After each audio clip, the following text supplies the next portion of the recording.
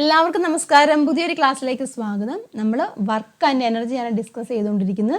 കഴിഞ്ഞ ക്ലാസ് നമ്മൾ എനർജി എന്താണെന്നും എനർജിയുടെ പലതരത്തിലുള്ള എനർജി ഉണ്ടെന്ന് മനസ്സിലാക്കിയതുപോലെ തന്നെ പൊട്ടൻഷ്യൽ എനർജി കണ്ടു, പൊട്ടൻഷ്യൽ എനർജിയുടെ ഇക്വേഷനൊക്കെ കണ്ടു. അതായത് മെക്കാനിക്കൽ എനർജിനെ നമ്മൾ ക്ലാസിഫൈ ചെയ്യാമെന്ന് കണ്ടു. രണ്ടായിട്ട് ക്ലാസിഫൈ ചെയ്യാം, പൊട്ടൻഷ്യൽ എനർജി എന്നും അതുപോലെ കൈനറ്റിക് എനർജി എന്ന് പറഞ്ഞു. പൊട്ടൻഷ്യൽ എനർജി എന്താണ്, അതിൻ്റെ ഇക്വേഷനും കാര്യങ്ങളൊക്കെ നമ്മൾ കഴിഞ്ഞ ക്ലാസ്സിൽ ഡിസ്കസ് ചെയ്തായിരുന്നു കേട്ടോ. ആരെങ്കിലും വീഡിയോ കാണാത്തതെന്നുണ്ടെങ്കിൽ കാണുക, കാര്യങ്ങളൊക്കെ കണ്ട് കൃത്യമായിട്ട് കൺസെപ്റ്റ് മനസ്സിലാക്കി പഠിക്കുക കേട്ടോ. അപ്പോൾ ഇന്ന് നമ്മൾ നോക്കാൻ പോകുന്നത് മെക്കാനിക്കൽ എനർജിയുടെ രണ്ടാമത്തെ എനർജിയാണ്, അതായത് ഗതികോർജം അല്ലെങ്കിൽ കൈനറ്റിക് എനർജി എന്ന് പറയും. പിന്നെ പിക്ചേഴ്സ് കൊടുത്തിരിക്കുന്നുണ്ടോ, എന്തൊക്കെയാണ്? ചുഴലിക്കാറ്റിൻ്റെ അല്ലേ, ചുഴലിക്കാറ്റിൻ്റെ ഒരു പിക്ചറാണ് ഇവിടെ കൊടുത്തിരിക്കുന്നത്. അതുപോലെ തന്നെ എന്താണ്, വെള്ളം അല്ലേ, വെള്ളപ്പൊക്കത്തിൽ വീടുകളൊക്കെ നശിക്കുന്ന താഴ്ന്നു വീഴുന്ന ചിത്രമല്ലേ. അപ്പോൾ ഈ ഒരു കേസിലൊക്കെ എന്താണ്, ചുഴലിക്കാറ്റുണ്ടാകുന്നുണ്ട്. കാറ്റുണ്ടാകുമ്പോൾ എന്ത് സംഭവിക്കുന്നുണ്ട്, നാശനഷ്ടങ്ങളൊക്കെ ഉണ്ടാകും ഇല്ല, വലിയ തോതിലുള്ള കാറ്റുണ്ടാകുമ്പോൾ അവിടെ നാശനഷ്ടങ്ങൾ ഉണ്ടാകുന്നുണ്ട്. അപ്പോൾ അതിന് കാരണം എന്തായിരിക്കും, കാറ്റ് അവിടെ എന്താണ്, ഒരു വർക്കായിട്ട് മാറുമല്ലേ, പ്രവൃത്തിയായിട്ട് മാറുമല്ലേ എന്ന്. ഈ വരുന്ന കാറ്റെന്ന് പറഞ്ഞിരിക്കുന്നത് അവിടെ ഒരു പ്രവൃത്തിയായിട്ട് മാറുമ്പോഴാണ് എന്താണ് ഇങ്ങനെയുള്ള നാശനഷ്ടങ്ങളും കാര്യങ്ങളൊക്കെ ഉണ്ടാകുന്നത്. ആ പ്രവൃത്തിയുടെ അളവ് കൂടുമ്പോൾ അല്ലേ, ചെറിയ രീതിയിലുള്ള കാറ്റാണെങ്കിലും എന്താണ്, ഇലകളൊക്കെ അനങ്ങുന്നുണ്ടെങ്കിൽ അവിടെ എന്താണ്, പ്രവൃത്തിയാണ് നടക്കുന്നത്, മനസ്സിലാകുന്നുണ്ടോ. അപ്പോൾ ഈ ഒരു കേസിൽ എന്താണ്, വെള്ളം ശക്തമായിട്ട് ഒഴുകി വരുന്നുണ്ട്. ശക്തമായിട്ട് ഒഴുകി വരുമ്പോൾ എന്താണ്, അവിടെ ഒരു എനർജി ഉണ്ട്. ആ എനർജി മൂലമല്ല ഇതെല്ലാം നശിക്കുന്നത്. അതായത് ഈ വീടുകളിലേക്ക് എന്താണ്, ഒരു വർക്ക്, ആ വെള്ളത്തിലെ എനർജി എന്തായിട്ട് മാറുന്നുണ്ട്, വർക്കായിട്ട് മാറുകയാണ് ചെയ്യുന്നത്. അതുകൊണ്ടല്ലേ ഇതെല്ലാം ഇടിച്ചു നിരത്തി പോകുന്നതിൻ്റെ കാരണം അല്ലേ. അപ്പോൾ എന്താണ്, ഇവിടെ കാറ്റ് എന്ന് പറയുന്നത് ഒരു ചലനമാണ്, ചലിക്കുവാണ്. അപ്പം ചലിക്കുമ്പോൾ അതുപോലെ തന്നെ വെള്ളം ഇവിടെ എന്താണ്, മൂവ് ചെയ്യുന്നുണ്ട്. അപ്പോൾ ചലിക്കുമ്പോൾ എന്താണ്, ആ വസ്തുക്കൾക്കൊരു ഊർജം ലഭിക്കുന്നുണ്ട്. ഇപ്പോൾ വെള്ളം ചലിക്കുമ്പോൾ അവിടെ ഒരു ഊർജം ലഭിക്കുന്നുണ്ട്, കാറ്റിന് അവിടെ ഒരു ഊർജം ലഭിക്കുന്നുണ്ട്. അപ്പോൾ അങ്ങനെ എന്താണ്, ചലനം മൂലം വസ്തുക്കൾക്ക് ലഭിക്കുന്ന ഊർജത്തിനെ നമുക്ക് എന്ത് പറയാം, കൈനറ്റിക് എനർജി അല്ലെങ്കിൽ ഗതികോർജം എന്ന് പറയാം കേട്ടോ. ഇപ്പോൾ ചുഴലിക്കാറ്റിൽ വൻമരങ്ങൾ വീഴും ഇല്ല, അതുപോലെ തന്നെ കെട്ടിടങ്ങളും മേൽക്കൂരകളൊക്കെ പറന്നു പോകുന്നത് നിങ്ങൾ കണ്ടിട്ടുണ്ടായിരിക്കും.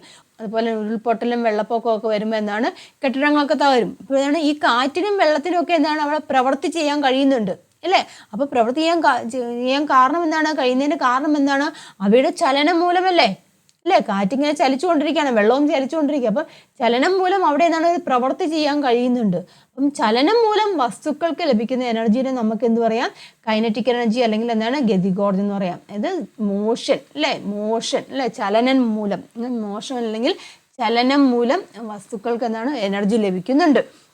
ആ എനർജീനെ നമുക്ക് എന്ത് പറയാം, കൈനറ്റിക് എനർജി അല്ലെങ്കിൽ ഗതികോർജം എന്ന് പറയാം.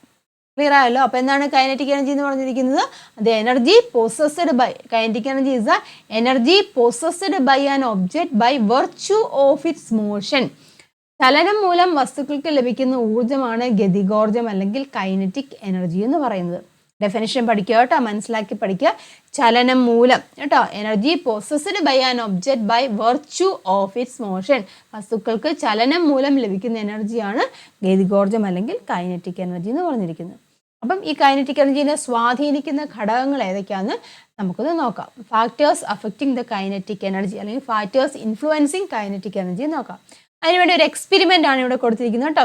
ഇവിടെ ചിത്രത്തിൽ എന്താണ് കൊടുത്തിരിക്കുന്നത്, ഒരു ചതുരക്കട്ട ഇവിടെ എടുത്ത് വെച്ചിട്ടുണ്ട്. ഒരു വാട്ടർ ബോട്ടിലാണ്. വാട്ടർ ബോട്ടിൽ ഇങ്ങനെ ചെരിഞ്ഞ ഒരു പ്രതലത്തിൽ ഇങ്ങനെ വെച്ചിരിക്കുകയാണ്. നമ്മളെന്താണ്, സിലിണ്ടർ ആകൃതിയിലുള്ള ഉരുളുന്ന പാകത്തിലുള്ളൊരു വാട്ടർ ബോട്ടിലാണ് എടുത്തിരിക്കുന്നത് കേട്ടോ. അപ്പോൾ അതിനെ വിട്ട് കഴിയുമ്പോൾ സംഭവിക്കാൻ നേരെ താഴോട്ടേക്ക് പോരും, താഴോട്ട് വന്നിട്ട് ഇതിലേക്ക് വന്നിടിക്കും. മനസ്സിലായല്ലേ. അപ്പം നമ്മൾ നോർമലി ഇതിൽ വെള്ളമൊന്നും നിറയ്ക്കാതെ നമ്മൾ ഇതങ്ങ് വിടുവാണെന്നുണ്ടെങ്കിൽ ചതുരക്കട്ടയ്ക്ക് എന്തെങ്കിലും ചേഞ്ച് അല്ലെങ്കിൽ സ്ഥാനമാറ്റം എന്തെങ്കിലും സംഭവിക്കും. ഇത് ഇച്ചിരി വെയിറ്റുള്ള സംഭവം, വലിയ ചെറിയൊരു കട്ടയാണെന്ന് വിചാരിച്ചു, ചതുരക്കട്ടയാണ്. വന്നിടിക്കാവുന്ന രീതിയിൽ അറേഞ്ച് ചെയ്ത് വെച്ചു. അപ്പോൾ വെള്ളം നിറയ്ക്കാതെ ഇതിലേക്ക് വന്നു കഴിയുമ്പോൾ വലിയ ചലനമൊന്നും ഉണ്ടാകില്ല. മനസ്സിലായല്ലോ. ഇനി ഇതിലേക്ക് വെള്ളം നിറച്ചു, ഈ വാട്ടർ ബോട്ടിലേക്ക് നമ്മൾ വെള്ളം നിറച്ചിട്ട് ഇതിൽ വിട്ട് കഴിയുമ്പോൾ ഈ ഒരു ചതുരക്കട്ട ചെറുതായിട്ടൊന്ന് മൂവ് ചെയ്യുന്ന കാണാം. അപ്പോൾ ഇതിൻ്റെ പൊസിഷൻ ഈ ഒരു പൊസിഷൻ എത്തിയെന്ന് വിചാരിച്ചു. മനസ്സിലായല്ലോ. അപ്പോൾ എന്താണ്, ഈ ചതുരക്കട്ടയ്ക്ക് അവിടെ സ്ഥാനമാറ്റം സംഭവിച്ചു ഇല്ല. ആദ്യ സ്ഥാനം ഇതായിരുന്നു, നമ്മൾ വെള്ളം നിറച്ചിട്ട് വിട്ട് കഴിയുമ്പോൾ എന്ത് സംഭവിച്ചു, ഇതിനൊരു സ്ഥാനമാറ്റം സംഭവിച്ചു. ചതുരക്കട്ട എന്ത് സംഭവിക്കും, ഇച്ചിരി ദൂരം മുന്നോട്ട് നീങ്ങും ഇല്ല, ചതുരക്കട്ടയ്ക്ക് സ്ഥാനമാറ്റം സംഭവിച്ചു. അതിന് കാരണം എന്താണ്, വെള്ളം നിറയ്ക്കാതെ ഇരുന്നപ്പോൾ സ്ഥാനമാറ്റം എന്തെങ്കിലും സംഭവിച്ചോ, ഇല്ല. വെള്ളം നിറച്ചു കഴിഞ്ഞപ്പോൾ എന്ത് സംഭവിച്ചു, ഇവിടെ മാസ് ഇവിടെ ഇൻക്രീസ് ചെയ്തു നമുക്ക് പറയാം. മാസ് അവിടെ കൂടി അല്ലേ, മാസ് കൂടിയല്ലോ. ഈ വാട്ടർ ബോട്ടിലിൻ്റെ മാസ് കൂടിയപ്പോൾ എന്ത് സംഭവിച്ചു, അത് വന്നിടിക്കുമ്പോൾ ഈ ചതുരക്കട്ടയ്ക്ക് അവിടെ സ്ഥാനമാറ്റം സംഭവിച്ചു, അല്ലെങ്കിൽ കുറച്ച് മുന്നോട്ട് നീങ്ങിയെന്ന് പറയാം. മനസ്സിലായല്ലോ. അപ്പോൾ ടിന്നിൻ്റെ മാസ് കൂടിയത് കൊണ്ടാണ് ഈ ചതുരക്കട്ടയ്ക്ക് അവിടെ സ്ഥാനമാറ്റം സംഭവിച്ചത്, അല്ലെങ്കിൽ അവിടെ ചലനം ഉണ്ടായ. സ്ഥാനമാറ്റം ഉദ്ദേശിക്കുന്നത് ചലനം ഉണ്ടായത്. ക്ലിയർ ആയല്ലോ? ഇനി ഇതുപോലെ തന്നെ ഈ ഹൈറ്റ് ഇച്ചിരൂടെ ഒന്ന് ഉയർത്തുവാണ്. ഈ ചെരുവുണ്ടല്ലോ, ഈ ചെരുവ് ഇച്ചിരൂടെ ഒന്ന് ഉയർത്തി. അപ്പോൾ ഈ ചെരുവ് ഇച്ചിരൂടെ ഒന്ന് ഉയർത്തി വെച്ച് ഇതേ രൂപത്തിൽ തന്നെ വിടുവാണ് ഇന്ന്. ഇച്ചിരി ഹൈറ്റിൽ അങ്ങ് വെച്ചു. ഈ ചെരുവ് ഇച്ചിരി കൂട്ടിച്ച് അപ്പോൾ ഇച്ചിരി ഹൈറ്റിൽ വെച്ചു, ചെരിഞ്ഞിരിക്കുക. അപ്പോൾ ഇതേ വെള്ളം നിറച്ച് ഇതിലേക്ക് വിടുവാണ് ചെയ്യുന്നത്. അപ്പോൾ എന്ത് സംഭവിക്കും? ഈ വിട്ട് കഴിയുമ്പോൾ അന്നേരവും അതിൻ്റെ പൊസിഷനിൽ ചെറിയൊരു മാറ്റം, അതിനുള്ള മാറ്റം, നല്ലൊരു മാറ്റം സംഭവിക്കും നമുക്ക് കാണാൻ സാധിക്കും. അല്ലെങ്കിൽ നമുക്ക് പറയാം, ഇപ്പം ഉരുട്ടി വിട്ട് കഴിയുമ്പോൾ ഈ ചതുരക്കട്ടയുടെ പൊസിഷൻ ഇവിടെയാണെന്ന് പറയാം. നമ്മൾ ഇച്ചിരി ഹൈറ്റ് പൊക്കി വെച്ച് വിട്ട് കഴിയുമ്പോൾ ഈ ചതുരക്കട്ട പിന്നെ ഇച്ചിരി മുന്നോട്ട് നീങ്ങുന്നതായിട്ട് നമുക്ക് മനസ്സിലാക്കാൻ സാധിക്കും. ഇവിടെ എന്താണ്, മാസിന് വ്യത്യാസം ഒന്നും ഉണ്ടായില്ല. പക്ഷെ ഇവിടെ എന്ത് സംഭവിച്ചു? ചെരിവ് അവിടെ കൂടി. ചെരിവ് കൂടിയുമ്പോൾ എന്താണ് സംഭവിക്കുന്നത്? അതിൻ്റെ സ്പീഡ് അല്ലെങ്കിൽ വെലോസിറ്റി കൂടി എന്ന് പറയാം. ഇല്ല, ചെരിവ് കൂട്ടിയപ്പോൾ എന്ത് സംഭവിച്ചു? വെലോസിറ്റി, ഇല്ല വെലോസിറ്റി അല്ലെങ്കിൽ എന്താണ്, പ്രവേഗം, ഇല്ലേ, വെലോസിറ്റി അല്ലെങ്കിൽ പ്രവേഗത്തിന് സംഭവിച്ചു. പ്രവേഗം അവിടെ കൂടിയെന്ന് പറയാം. മനസ്സിലായി? അപ്പം പ്രവേഗം കൂടിയപ്പോൾ എന്ത് സംഭവിച്ചു? അത് വന്നിടിച്ചു, ഇല്ലേ? വന്നിടിച്ചു കഴിയുമ്പോൾ അതിന് ചലനമുണ്ടായി. മനസ്സിലായല്ലോ? ചതുരക്കട്ടയ്ക്ക് ചലനമുണ്ട്, ചതുരക്കട്ട മുന്നോട്ട് നീങ്ങി. ഇപ്പം എന്താണ്, കാറ്റിൻ്റെ ഒക്കെ കേസിൽ പറയുന്നത് ഇത് തന്നെയാണ്. കാറ്റ് എന്താണ്, ഹൈ വെലോസിറ്റിയിൽ വന്നു കഴിയുമ്പോൾ എന്താണ്, ചലനം കൂടെ. ചെറിയ കാറ്റാണെങ്കിൽ ചെറിയ രീതിയിലല്ലേ ഇലകളൊക്കെ അനങ്ങത്തുള്ളൂ. വലിയ കാറ്റ്, അതിൻ്റെ വെലോസിറ്റി പ്രവേഗം കൂടുകയാണെന്നുണ്ടെങ്കിൽ എന്ത് സംഭവിക്കും?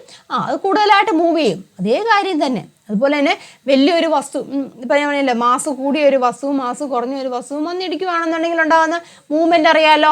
ചെറിയ മാസ് കുറഞ്ഞാണെങ്കിൽ ചെറിയൊരു അനക്കമോ സംഭവിച്ചുള്ളൂ. അതായത് മാസ് കൂടിയതാവുകയാണെങ്കിൽ എന്ത് സംഭവിക്കും? അത് കൂടുതൽ ദൂരം നീങ്ങുന്നു, ഇല്ലേ? അപ്പം നമുക്ക് മനസ്സിലാക്കാൻ സാധിക്കും ഇവിടെ എന്താണ്, ആ ചതുരക്കട്ടയുടെ ചലനം, ഇല്ലേ, ചതുരക്കട്ടയുടെ ചലനത്തിന് മാറ്റമുള്ളതിന് കാരണം എന്തൊക്കെയാണ്?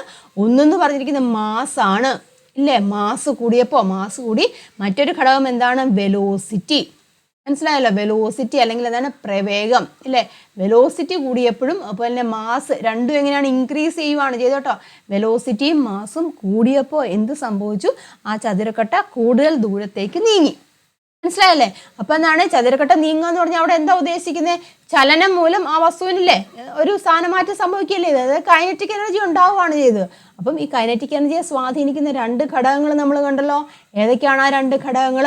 മാസുമുണ്ട്, അതുപോലെ തന്നെ വെലോസിറ്റി അല്ലെങ്കിൽ പ്രവേഗവുമുണ്ട്. ക്ലിയർ ആയല്ലോ? അപ്പം കൈനറ്റിക് എനർജി അല്ലെങ്കിൽ ഗതികോർജത്തെ സ്വാധീനിക്കുന്ന രണ്ട് ഘടകങ്ങൾ ഏതൊക്കെയാണ്? മാസും അതുപോലെ തന്നെ വെലോസിറ്റി അല്ലെങ്കിൽ പ്രവേഗവും. കൃത്യമായിട്ട് മനസ്സിലാക്കുക. മാസ് കൂടുവാണെന്നുണ്ടെങ്കിൽ, അല്ലെ, മാസ് കൂടുവാണെന്നുണ്ടെങ്കിൽ അതിന് ചലനത്തിന് വ്യത്യാസം സംഭവിക്കും. പ്രവേഗം കൂടുവാണെങ്കിലും എന്താണ്, ചലനത്തിനും വ്യത്യാസം സംഭവിക്കും. മനസ്സിലായില്ല? അപ്പം കൈനറ്റിക് എനർജിയെ സ്വാധീനിക്കുന്ന അല്ലെങ്കിൽ ഗതികോർജത്തിനെ സ്വാധീനിക്കുന്ന രണ്ട് ഘടകങ്ങൾ ഏതൊക്കെയാണ്? മാസും പ്രവേഗവും, മാസും വെലോസിറ്റിയും. ക്ലിയർ ആയല്ലോ? അപ്പം ഗതികോർജത്തെ സ്വാധീനിക്കുന്ന ഘടകങ്ങൾ ഏതൊക്കെയാണ്? മാസ് ഓഫ് ദി ഒബ്ജക്റ്റ്, ഒബ്ജക്റ്റിന്റെ മാസ്, വസ്തുവിന്റെ മാസ് ഒരു ഘടകമാണ്. അതുപോലെ തന്നെ വെലോസിറ്റി ഓഫ് ദി ഒബ്ജക്റ്റ്, വസ്തുവിന്റെ പ്രവേഗം. ക്ലിയർ ആക്കി മനസ്സിലാക്കി പഠിക്കുക കേട്ടോ. നമ്മൾ കഴിഞ്ഞ ക്ലാസ്സിൽ പൊട്ടൻഷ്യൽ എനർജിയുടെ കാര്യം പറഞ്ഞു. പൊട്ടൻഷ്യൽ എനർജി കോൺഫിഗറേഷൻ മൂലവും അതുപോലെ തന്നെ എന്താണ്, പൊസിഷൻ മൂലം പൊട്ടൻഷ്യൽ എനർജി ഉണ്ടാകുന്നു പറഞ്ഞു. ഇവിടെ ഗതികോർജം അല്ലെങ്കിൽ കൈനറ്റിക് എനർജിയെ സ്വാധീനിക്കുന്ന ഘടകങ്ങൾ ഏതൊക്കെയാണ്? Mass of the object and the velocity of the object, വസ്തുവിൻ്റെ മാസും വസ്തുവിൻ്റെ പ്രവേഗവും. അപ്പോൾ വസ്തുവിൻ്റെ മാസും വസ്തുവിൻ്റെ പ്രവേഗവും ഗതികോർജത്തെ സ്വാധീനിക്കുന്നു എന്ന് പറഞ്ഞു. അങ്ങനെയാവുകയാണെങ്കിൽ നമുക്ക് ഗതികോർജം കണ്ടുപിടിക്കാനുള്ള ഒരു ഇക്വേഷൻ നമുക്ക് നോക്കാം. അപ്പോൾ നമുക്ക് നോക്കാം എങ്ങനെയാണ് ഗതികോർജം അല്ലെങ്കിൽ കൈനറ്റിക് എനർജി കണ്ടുപിടിക്കാന്നുള്ളത്. നമുക്കറിയാം വർക്കിൻ്റെ ഇക്വേഷൻ നമുക്കറിയാമല്ലോ. വർക്ക് എന്ന് പറഞ്ഞിരിക്കുന്നത് എന്തൊക്കെയാണ്? വർക്ക് എന്ന് പറഞ്ഞിരിക്കുന്ന ഫോഴ്സും അതുപോലെ തന്നെ ഡിസ്പ്ലേസ്മെൻറ്റ് F×S ആണ്. ഗതികോർജത്തെ സ്വാധീനിക്കുന്ന ഘടകങ്ങൾ ഏതൊക്കെയാണ് നമ്മൾ കണ്ടു? മാസും വെലോസിറ്റിയും കണ്ടു. അതവിടെ നിൽക്കട്ടെ. അപ്പം വർക്കിൻ്റെ ഇക്വേഷൻ നമുക്കറിയാം. വർക്ക് എന്ന് പറഞ്ഞിരിക്കുന്നത് W=F×S ആണ്.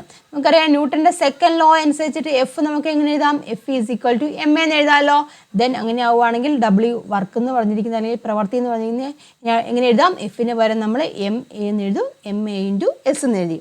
ഇനി നമ്മുടെ ഇക്വേഷൻസ് ഓഫ് മോഷനിലെ ചലന സമവാക്യം അനുസരിച്ചിട്ട് V² = U² + 2as ഈ ഇക്വേഷൻ നമ്മൾ അങ്ങ് എടുക്കുകയാണ്. ഇവിടെ നമ്മൾ V എന്ന് വെച്ചാൽ ഫൈനൽ വെലോസിറ്റി, അന്ത്യപ്രവേഗമാണ്. U എന്ന് വെച്ചാൽ ഇനീഷ്യൽ വെലോസിറ്റിയാണ്. ആ ഇനീഷ്യൽ വെലോസിറ്റി നമ്മൾ 0 ആക്കി കണക്കാക്കുകയാണ്. അതായത് ആദ്യപ്രവേഗം 0 ആവുകയാണെന്നുണ്ടെങ്കിൽ എങ്ങനെയായിരിക്കും? നമ്മൾ വസ്തു ചലിക്കുന്നില്ല എന്നുണ്ടെങ്കിൽ ആദ്യപ്രവേഗം എങ്ങനെയാണ്? 0 അല്ലേ? അപ്പോൾ എങ്ങനെയായിരിക്കും ഇക്വേഷൻ എങ്ങനെ ചേഞ്ച് വരും? അതായത് V² = 0 + 2as എന്ന് വരും. ഓർ V² = 2as എന്ന് വരും അല്ലേ? അല്ലെങ്കിൽ നമുക്ക് എങ്ങനെ എഴുതാം? as എന്ന് പറഞ്ഞിരിക്കുന്നത് asനെ മാത്രം അവിടെ നിർത്തുകയാണെന്നുണ്ടെങ്കിൽ V² / 2 എന്ന് എഴുതാം. asനെ മാത്രം അവിടെ നിർത്തി വെച്ച് V² / 2 എന്ന് എഴുതി. അതാ ഈ ഒരു ഇക്വേഷൻ കണ്ടോ? ഇതിനെ ഞാൻ ഇക്വേഷൻ നമ്പർ 1 ആയിട്ട് കൺസിഡർ ചെയ്യുകയാണെന്നുണ്ടെങ്കിൽ ഇത് ഇക്വേഷൻ നമ്പർ 2 ആണ്. അതാ ഇക്വേഷൻ നമ്പർ 2 ഞാൻ 1ലേക്ക് സബ്സ്റ്റിറ്റ്യൂട്ട് ചെയ്യാം. അപ്പോൾ W is equal to M into ഇവിടെ കണ്ടോ AS ഉണ്ടല്ലോ, ASന് പകരം ഞാനിവിടെ V² ഡിവൈഡ് ബൈ 2 എന്ന് കൊടുത്തു. മനസ്സിലായല്ലോ, V² ഡിവൈഡ് ബൈ 2 എന്ന് കൊടുത്തു. Or that is equal to 1/2 into MV² എന്ന് വന്നു. അതെന്താണ്? വർക്കാണ്. ഈ വർക്ക് എന്താണ്? വർക്ക് എനർജി ആയിട്ട് മാറുമല്ലേ എന്ന്, അതായത് മൂവ് ചെയ്യുമ്പോൾ എന്താണ് എനർജി കൈനറ്റിക് എനർജി ആയിട്ട് മാറുവാണ് ഇന്ന്. അപ്പം കൈനറ്റിക് എനർജി ഈ കെ നമുക്ക് എഴുതാം കേട്ടോ. പൊട്ടൻഷ്യൽ എങ്ങനെ ഈ പി എന്നല്ലേ എഴുതിയത്. അപ്പം കൈനറ്റിക് എനർജിയുടെ ഇക്വേഷൻ എങ്ങനെ വന്നു? K is equal to half MV². മനസ്സിലായല്ലോ. അപ്പോൾ this is a equation representing kinetic energy. ഒബ്ജക്റ്റിന്റെ കൈനറ്റിക് എനർജി കാണാനുള്ള ഇക്വേഷൻ ആണ് ഹാഫ് MV². അല്ലെ, ഇക്വേഷൻ തന്നെ നമുക്ക് മനസ്സിലാക്കാൻ സാധിക്കും. കൈനറ്റിക് എനർജിയെ സ്വാധീനിക്കുന്ന ഘടകങ്ങൾ ഏതൊക്കെയാണ്? മാസും വെലോസിറ്റിയാന്ന് നമ്മൾ പറഞ്ഞു അല്ലേ. കൈനറ്റിക് എനർജിയെ സ്വാധീനിക്കുന്ന ഘടകങ്ങൾ ഏതൊക്കെ ഇവിടെ വന്നു? ഇക്വേഷൻ കണ്ടില്ല, മാസും ഉണ്ട് വെലോസിറ്റി ഉണ്ട്. മാസിനും വെലോസിറ്റിക്കും ചേഞ്ച് സംഭവിക്കുമ്പോൾ കൈനറ്റിക് എനർജിക്കും അവിടെ ചേഞ്ച് സംഭവിക്കുന്നുണ്ട്. ക്ലിയർ ആയല്ലോ. അപ്പോൾ ഇതാണ് കൈനറ്റിക് എനർജിയുടെ ഇക്വേഷൻ എന്ന് പറഞ്ഞിരിക്കുന്നത്. അപ്പം ഇതിൻ്റെ യൂണിറ്റ് എന്ന് പറഞ്ഞിരിക്കുന്നത് എന്ത് തന്നെയാണ്? യൂണിറ്റും ജൂള് തന്നെയാണ് കേട്ടോ. യൂണിറ്റ് അപ്പോൾ എനർജിയുടെ യൂണിറ്റ് ജൂള് തന്നെയാണ്. കൈനറ്റിക് എനർജി ആണെങ്കിലും പൊട്ടൻഷ്യൽ എനർജി ആണെങ്കിലും അതിൻ്റെ യൂണിറ്റ് ജൂള് തന്നെയാണ്. ക്ലിയർ ആയല്ലോ. അപ്പോൾ this is expression for calculating kinetic energy. Kinetic energy കണ്ടുപിടിക്കാനുള്ള ഇക്വേഷൻ ആണ് K is equal to half MV². അപ്പോൾ നമുക്ക് ടോട്ടൽ എനർജി നമുക്ക് പറയാം. ടോട്ടൽ എന്ന് വെച്ചാൽ മെക്കാനിക്കൽ എനർജി നമുക്ക് പറയുകയാണെന്നുണ്ടെങ്കിൽ മെക്കാനിക്കൽ എനർജി നമ്മൾ കണ്ടായിരുന്നു. കൈനറ്റിക് എനർജിയും അതുപോലെ തന്നെ പൊട്ടൻഷ്യൽ എനർജിയും കൂടെ ചേരുന്നതാണ് മെക്കാനിക്കൽ എനർജി എന്ന് പറയുന്നത് കേട്ടോ. അപ്പം കൈനറ്റിക് എനർജി എന്ന് പറഞ്ഞിരിക്കുന്നത് ഇങ്ങനെയാണ്, ഹാഫ് MV² ആണ് നമ്മൾ കണ്ടു. അതുപോലെ തന്നെ പൊട്ടൻഷ്യൽ എനർജി എന്ന് വെച്ചാൽ MGH ആണ്. അപ്പോൾ ടോട്ടൽ എനർജി എന്ന് പറഞ്ഞിരിക്കുന്നത് എന്താണ്? ഈ കൈനറ്റിക് എനർജി പൊട്ടൻഷ്യൽ എനർജിയും കൂടെ ചേരുന്നതാണ് ടോട്ടൽ എനർജി എന്ന് പറഞ്ഞത്. മനസ്സിലായല്ലോ. അപ്പോൾ കൈനറ്റിക് എനർജി എന്ന് പറഞ്ഞാൽ വസ്തുവിൻ്റെ ചലനം മൂലം അല്ലെ, energy processed by virtue of their motion, അതിൻ്റെ ചലനം മൂലം ഉണ്ടാകുന്ന എനർജിക്കാണ് നമ്മൾ എന്ത് പറഞ്ഞിരിക്കുന്നത്? കൈനറ്റിക് എനർജി എന്ന് പറഞ്ഞിരിക്കുന്നത്. കൈനറ്റിക് എനർജിനെ സ്വാധീനിക്കുന്ന ഘടകങ്ങൾ മാസും വെലോസിറ്റി ആണെന്ന് കണ്ടു. അപ്പോൾ കൈനറ്റിക് എനർജിയുടെ ഇക്വേഷൻ കണ്ടു, ഹാഫ് MV². നോക്കാം, മനസ്സിലാക്കാം. അതായത് പിക്ചർ നോക്കിയേ, ഒരു ട്രീ ഡയഗ്രാം ആണെന്ന് നോക്കിയാൽ മനസ്സിലാക്കാൻ സാധിക്കുമല്ലോ. മെക്കാനിക്കൽ എനർജിയാണ്. മെക്കാനിക്കൽ എനർജിനെ രണ്ടായിട്ട് ക്ലാസിഫൈ ചെയ്തിട്ടുണ്ട്, പൊട്ടൻഷ്യൽ എനർജിയും അതുപോലെ തന്നെ കൈനറ്റിക് എനർജിയും. പൊട്ടൻഷ്യൽ എനർജിയുടെ ഇക്വേഷൻ എന്താണ്? MGH ആണ്. പൊട്ടൻഷ്യൽ എനർജിയുടെ equation kinetic energy half MV² ആണ്. പൊട്ടൻഷ്യൽ എനർജി തന്നെ ഇങ്ങനെയാണ്. Potential energy due to position അല്ലേ, പൊസിഷൻ മൂലമുണ്ടാകുന്ന പൊട്ടൻഷ്യൽ എനർജി ആണ് MGH എന്ന് ഉദ്ദേശിക്കുന്നത്.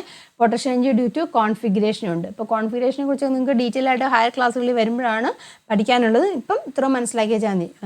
പൊസിഷൻ മൂലമുണ്ടാകുന്ന പൊട്ടൻഷ്യൽ എനർജി MGH ആണ്. അത് തന്നെയാണ് പൊട്ടൻഷ്യൽ എനർജിയുടെ ഇക്വേഷൻ നമ്മൾ സാധാരണയായിട്ട് ഉപയോഗിക്കുന്നത് കേട്ടോ. മനസ്സിലാക്കിയിരിക്കുക. ഇതൊക്കെ ഒരു ടേബിൾ തന്നിട്ടുണ്ട്, ടെക്സ്റ്റ് ബുക്കിൽ തന്നിരിക്കുന്ന ഒരു ടേബിളാണ്. നമുക്കൊന്ന് കംപ്ലീറ്റ് ചെയ്യാം കേട്ടോ. നോക്കുക, പട്ടിക തന്നിട്ടുണ്ട്, താഴെ ഇവിടെ കുറച്ച് സിറ്റുവേഷൻസും തന്നിട്ടുണ്ട്. അപ്പോൾ ഗതികോർജം അല്ലെങ്കിൽ കൈനറ്റിക് എനർജിക്ക് എന്ത് മാറ്റമാണ് വരുന്നതെന്നാണ് നോക്കേണ്ടത്. കുറച്ച് മാസ് തന്നിട്ടുണ്ട്, വെലോസിറ്റി ഒക്കെ തന്നിട്ടുണ്ട്. അപ്പം കുറച്ച് സിറ്റുവേഷൻസ് തന്നിട്ടുണ്ട്. അപ്പോൾ സിറ്റുവേഷൻസിൽ എന്തൊക്കെ മാറ്റമാണ് കൈനറ്റിക് എനർജിക്ക് വരുന്നതെന്നാണ് നമുക്ക് നോക്കാനുള്ളത്. അപ്പോൾ ആദ്യമേ നമുക്ക് കൈനറ്റിക് എനർജി കണ്ടുപിടിക്കാം. നോക്കുക, മാസ് തന്നിട്ടുണ്ട്, വെലോസിറ്റി 2 തന്നിട്ടുണ്ട്. Kinetic energy half MV². Substitute ചെയ്യുമ്പം ഇങ്ങനെ വരും, മാസ് 10 ആണ്, V എന്ന് പറഞ്ഞാൽ 2 ആണ്, അത് വരുമ്പോൾ 20 വരും. അടുത്ത് 5, മാസ് 5 ആണ്, എത്ര വരും? കൈനറ്റിക് എനർജിയുടെ ഇക്വേഷൻ നമുക്ക് സബ്സ്റ്റിറ്റ്യൂട്ട് ചെയ്ത് നോക്കാം. ഹാഫ് ഇൻറ്റു മാസ് 5 ആണ്. വെലോസിറ്റി എന്ന് പറയുമ്പോൾ 2² വരും, അതായത് 4 വരും. 2 ക്യാൻസൽ ചെയ്ത് കളയാം, 2 വരും. അപ്പോൾ എത്ര വരും? 10 ജൂൾ. ഇവിടെ 10 ജൂൾ എന്ന് വന്നു. അടുത്ത കേസിലോ മാസ് 10 ആണ് അല്ലേ, മാസ് 10 ആണ്, അതായത് 1/2 ഇൻറ്റു 10 ഇൻറ്റു 4 ഇൻറ്റു 4² എന്ന് വരും. ഈ 2 ഇതും കൂടെ നമുക്ക് ക്യാൻസൽ ചെയ്യാം, ഇവിടെ 2 വരും. എത്ര ഇവിടെ വന്നു? 80 എന്ന് വരും കേട്ടോ, 80 ജൂൾ.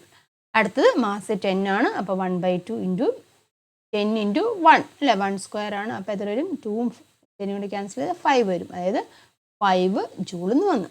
മനസ്സിലായില്ല. അപ്പോൾ ആദ്യത്തെ കേസിൽ എത്രയാണ്? 20 ജൂളാണ്. രണ്ടാമത്തെ കേസിൽ 10 ജൂളാണ്. മൂന്നാമത്തെ കേസിൽ 80 ജൂൾ വന്നു. നാലാമത്തെ കേസിൽ 5 ജൂൾ വന്നു. ഇവിടെ നോക്കിയേ, ഓരോരോ സിറ്റുവേഷനിലും മാസ് ഈക്വൽ ആയിട്ടുള്ള സിറ്റുവേഷൻസ് ഉണ്ട്, അതുപോലെ വെലോസിറ്റി ഈക്വൽ ആയിട്ടുള്ള സിറ്റുവേഷൻസ് ഉണ്ട്, മാസ് ഡബിൾ ആയിട്ടുള്ള സിറ്റുവേഷൻസും ഉണ്ട്, മാസ് കുറഞ്ഞ സിറ്റുവേഷൻസും ഒക്കെ ഉണ്ട്. അപ്പം ഈ ക്വസ്റ്റ്യൻസ് നമുക്ക് ആൻസർ ചെയ്യാൻ നോക്കാം. നോക്കിയേ, when the mass is doubled, mass 2 മടങ്ങായി വർദ്ധിച്ചപ്പോൾ, ഈ ടേബിളിൽ നമുക്ക് മനസ്സിലാക്കാൻ സാധിക്കും മാസ് 2 മടങ്ങാകുമ്പോൾ ഈ ഒരു കേസ് നോക്കുക, 5 മാസ് 5 ആയി, അതിൻ്റെ 2 മടങ്ങ്, അതിൻ്റെ 2 വെലോസിറ്റി സെയിം തന്നെയാണ്, അതിൻ്റെ 2 മടങ്ങാകുമ്പോൾ ഈ ഒരു കേസ് 2 മടങ്ങാകുമ്പോൾ 10 ആയി. അപ്പോൾ ആ കേസിൽ വെലോസിറ്റി സെയിം തന്നെയല്ലേ, വെലോസിറ്റി സെയിം തന്നെയാണ്. മാസ് അവിടെ 2 മടങ്ങായി. മാസ് 2 മടങ്ങായപ്പോൾ കൈനറ്റിക് എനർജിക്ക് എന്ത് മാറ്റമാണ് ഉണ്ടായത്? മാസ് 5 ആയിരുന്നപ്പോൾ കൈനറ്റിക് എനർജി 10 ആയി. വെലോസിറ്റിക്ക് മാറ്റമൊന്നും വന്നിട്ടില്ല. മാസ് ചേഞ്ച് ചെയ്തു, മാസ് 2 മടങ്ങായി, മാസ് ഡബിളായി അല്ലേ. 2 മടങ്ങായപ്പോൾ മാസ് 10 ആയി. അപ്പോൾ അത് വെലോസിറ്റിക്ക് വ്യത്യാസമൊന്നും ഉണ്ടായിട്ടില്ല. അപ്പോൾ എന്ത് സംഭവിച്ചു? കൈനറ്റിക് എനർജിക്ക് എങ്ങനെ വ്യത്യാസം വന്നു? കൈനറ്റിക് എനർജിയും കൂടി. കൈനറ്റിക് എനർജി എങ്ങനെ കൂടി? 10 ആയിരുന്നു 20 ആയി. അപ്പോൾ കൈനറ്റിക് എനർജിക്ക് അവിടെ എന്ത് സംഭവിച്ചു? കൈനറ്റിക് എനർജി അവിടെ എന്ത് സംഭവിച്ചു? കൈനറ്റിക് എനർജി കൂടിയത്. Kinetic energy is also double എന്ന് പറയാം. കൈനറ്റിക് എനർജി ഡബിൾഡ് എന്ന് പറയാം അല്ലേ. കൈനറ്റിക് എനർജി എങ്ങനെയായി? ഇരട്ടിയായി. കൈനറ്റിക് എനർജി 2 മടങ്ങ് വർദ്ധിച്ചു എന്ന് പറയാം. മനസ്സിലായോ? കൈനറ്റിക് എനർജി 2 മടങ്ങ് അവിടെ വർദ്ധിച്ചു. ക്ലിയർ ആയല്ലോ? ഇനി അടുത്ത കേസ് നോക്കാം. When the velocity is tripled, velocity എന്താണ് 3 മടങ്ങായി വർദ്ധിക്കുമ്പോൾ എന്ത് സംഭവിക്കും നോക്കാം. നമുക്കൊന്ന് ചെയ്ത് നോക്കാം. വെലോസിറ്റി 3 മടങ്ങ് എന്ന് പറയുമ്പോൾ അത് നമുക്ക് ഈ 5 എന്നുള്ള കേസ് തന്നെ എടുക്കാം. 5 ആ ഒരു റെഫറൻസ് ലൈനായിട്ട് നമുക്ക് 5 എന്നുള്ള മാസ് എടുക്കാം. ഈ ഒരു കേസ് തന്നെ എടുക്കാം. വെലോസിറ്റി മാസ് 5 ആണ്, വെലോസിറ്റി 2 ആയിരുന്നു, അതിൻ്റെ അതാണ് 3 മടങ്ങായി എന്ന് പറയും. അപ്പോൾ കൈനറ്റിക് എനർജി എങ്ങനെ വരും? Kinetic energy is equal to half into M എന്ന് പറഞ്ഞിരിക്കുന്നത് 5 ആണ്. വെലോസിറ്റി അതിൻ്റെ 3 മടങ്ങായി. അപ്പോൾ എങ്ങനെയാണ് സാധിക്കും? എം വി സ്ക്വയർ എന്നല്ലേ വരുന്നത്. ഇക്വേഷൻ അറിയാലോ, ഹാഫ് എം വി സ്ക്വയർ ആണ് നമ്മുടെ ഇക്വേഷൻ. അപ്പം എം എഴുതി. അപ്പോൾ വെലോസിറ്റി 3 മടങ്ങായെന്ന് പറയുമ്പോൾ എങ്ങനെയായിരിക്കും? 3 ഇൻറ്റു വി എന്ന് വരും. അപ്പോൾ 3 ഇൻറ്റു വി ഇവിടെ എത്രയാണ്? 2 ആണ്. മനസ്സിലായി? അപ്പോൾ ഇത്രയും സ്ക്വയർ വരും. ക്ലിയർ ആയല്ലോ? അപ്പോൾ ദാറ്റ് ഈസ് ഈക്വൽ ടു, ഞാനിത് ചെയ്ത് കാണിക്കുകയാണ് കേട്ടോ, മനസ്സിലാക്കാൻ വേണ്ടിയാണ്. 1/2 ഇൻറ്റു 5 ഇൻറ്റു ഇവിടെ എത്ര വരും? 6 വരും. 6 സ്ക്വയർ എന്ന് വരും. ക്ലിയർ ആയല്ലോ? അതായത് 6 ഇൻറ്റു 6 നമുക്ക് എഴുതാം. ദെൻ ഇവിടെ ഇത് ക്യാൻസൽ ചെയ്ത് പോകും. 3 വരും. 3 വരുമ്പോൾ ഇതെല്ലാം കൂടെ മൾട്ടിപ്ലൈ ചെയ്യുക കേട്ടോ.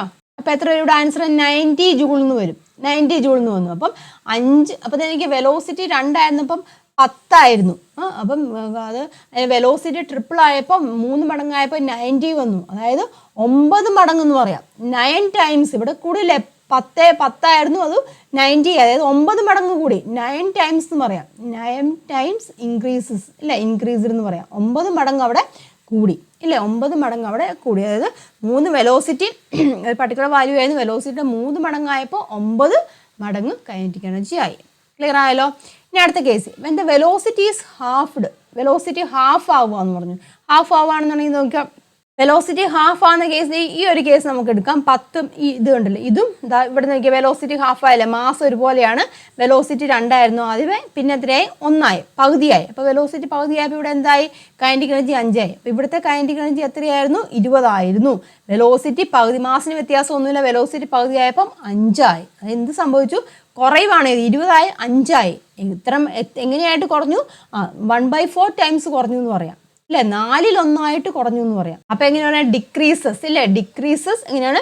ഡിക്രീസസ് ടു 1/4 ടൈംസ് എന്ന് പറയാം. 4/1 കുറഞ്ഞു ഇല്ലേ, 4/1 കുറഞ്ഞു.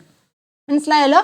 അപ്പം നമ്മൾ ഈ കൈനറ്റിക് എനർജിയുടെ വാല്യൂ ഇപ്പം മാസ് ഒരുപോലെയാണ്, വെലോസിറ്റിക്ക് വ്യത്യാസം വരുമ്പോൾ അതനുസരിച്ചിട്ട് ചേഞ്ച് ചെയ്യുന്നുണ്ട്. അതാണ് നമ്മൾ ഈ ഒരു ടേബിളിൽ നിന്ന് മനസ്സിലാക്കാൻ സാധിക്കുന്നത്.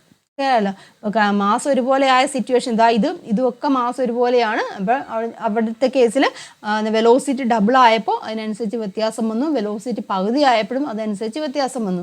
വെലോസിറ്റി ഡബിൾ ആയപ്പോൾ എന്ത് സംഭവിച്ചു? അതായത് ഓരോരോ സിറ്റുവേഷൻസിലും അതനുസരിച്ചിട്ട് മാറ്റം വരും. അത് മനസ്സിലാക്കിയിരിക്കും കേട്ടോ. അപ്പം കൈനറ്റിക് എനർജിയുടെ ഇക്വേഷൻ എങ്ങനെയാണ്? അപ്പോൾ ഈ ടേബിളിൽ പറഞ്ഞിരിക്കുന്ന കാര്യങ്ങളൊക്കെ നിങ്ങൾ മനസ്സിലാക്കി. ഇനി വേറെ രീതിയിലൊക്കെ നമുക്ക് നോക്കാം. ഇപ്പം 4 മടങ്ങാവുകയാണെങ്കിലോ അല്ലെങ്കിൽ പകുതി ആവുകയാണെങ്കിലോ ഓരോരോ സിറ്റുവേഷൻ നമുക്ക് ചെക്ക് ചെയ്ത് നോക്കി നമുക്ക് മനസ്സിലാക്കാൻ സാധിക്കും എന്തുമാത്രം വ്യത്യാസമാണ് ഉണ്ടാകുന്നതെന്നുള്ളത്. അത് ശരിക്കും ആ ഒരു ഇക്വേഷനിൽ നിന്നാണ് ഇതെല്ലാം കണ്ടുപിടിക്കുന്നത്. അതായത് കൈനറ്റിക് എനർജിയുടെ ഇക്വേഷൻ ഉണ്ടല്ലോ, ഹാഫ് എം വി സ്ക്വയർ എന്നല്ലേ, ഹാഫ് എം വി സ്ക്വയർ എന്നാണ് അവിടെ കൈനറ്റിക് എനർജിയുടെ ഇക്വേഷൻ എന്ന് പറഞ്ഞിരിക്കുന്നത്. കൈനറ്റിക് എനർജിയുടെ equation half M V square ആണ്. ആ ഇക്വേഷൻ വെലോസിറ്റി ഡബിൾ ആവുകയാണെന്നുണ്ടെങ്കിൽ എന്ത് സംഭവിക്കും? വെലോസിറ്റി ഡബിൾ ആവുകയാണെന്നുണ്ടെങ്കിൽ കൈനറ്റിക് എനർജി അവിടെ കൂടും അല്ലേ. വെലോസിറ്റി ഡബിൾ ആവുകയാണെങ്കിൽ കൈനറ്റിക് എനർജി കൂടും. മാസും ഡബിൾ ആവുകയാണെങ്കിൽ കൈനറ്റിക് എനർജി കൂടും. വെലോസിറ്റി കുറയുകയാണെന്നുണ്ടെങ്കിൽ കൈനറ്റിക് എനർജി അവിടെ കുറയും. മനസ്സിലാകുന്നില്ലേ? അപ്പം അത് മനസ്സിലാക്കിയിരിക്കുക. അപ്പോൾ കൈനറ്റിക് എനർജിയുടെ ഇക്വേഷനും കാര്യങ്ങളൊക്കെ നമ്മൾ കണ്ടു. ഇനി ഈ കൈനറ്റിക് എനർജി മൊമെൻറ്റവും തമ്മിൽ റിലേഷൻ ഉണ്ട്. നമ്മൾ കണ്ടായിരുന്നു കൈനറ്റിക് എനർജിയുടെ ഇക്വേഷൻ ഏതായിരുന്നു? ഹാഫ് എം വി സ്ക്വയർ അല്ലേ, ഹാഫ് എം വി സ്ക്വയർ ആണ് കൈനറ്റിക് എനർജിയുടെ ഇക്വേഷൻ. കൈനറ്റിക് എനർജിയും മൊമെൻറ്റവും തമ്മിലുള്ള റിലേഷൻ ഉണ്ട്, അതാണ് ഇവിടെ കൊടുത്തിരിക്കുന്നത്.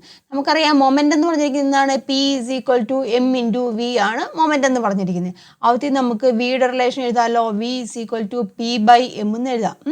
ആ വിയുടെ വാല്യൂ കൈനറ്റിക് എനർജിയിലേക്ക് നമ്മൾ സബ്സ്റ്റിറ്റ്യൂട്ട് ചെയ്യുവാന്ന് വിചാരിച്ചു. അപ്പം that is kinetic energy =12mv² ആണ്. അവിടെ വിയുടെ സ്ഥാനത്ത് ഈ വി കൊടുക്കുക, അതായത് മൊമെൻ്റത്തിൻ്റെ റിലേറ്റ് ചെയ്തിട്ടുള്ള വി കൊടുക്കുക.